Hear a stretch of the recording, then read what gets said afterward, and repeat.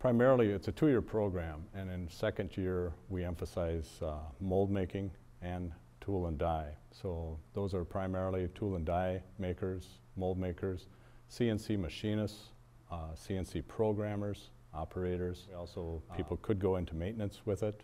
We've had people start their own businesses, so they've been shop owners, administrative as well, plant managers, teachers.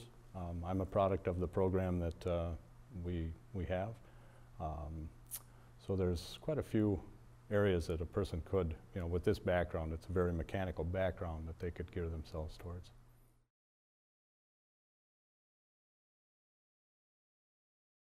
I believe we are able to offer a lot more one-on-one with our students.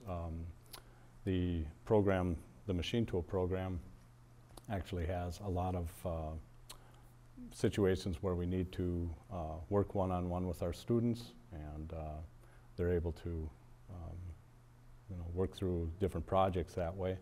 So I think that would be probably the most important.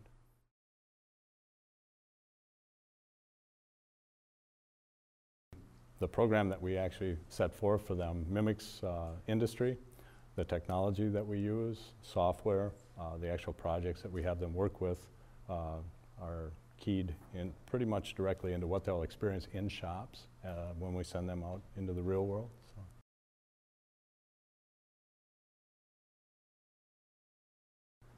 Our graduates, when we place people in industry, after 2 years, we've given them a real good background, but it's only a basics. Really, when they go into tool and die or mold making, we like to see them go into an apprenticeship, which generally in the state of Wisconsin is 5 years. So we give them the basics in our 2-year program to actually go on further for a 2-year apprenticeship.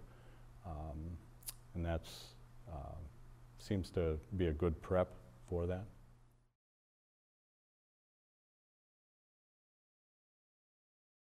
It depends on if they start an apprenticeship, which is actually mandated by the state.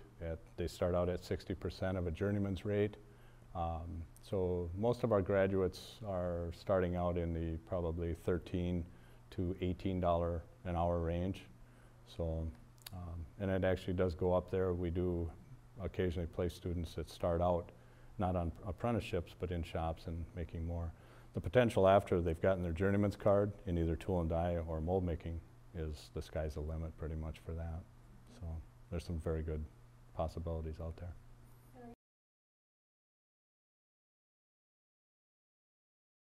I've had many really good experiences as an instructor in the machine tool program. We're graduating a class right now, and it's always, always sad to see those people go. It's a 2-year program again, and so I've spent probably 2 years with these people, and there's a real good bond that we have. So every graduating class is tough to see go, but we know that they're going on for really good real-world experience.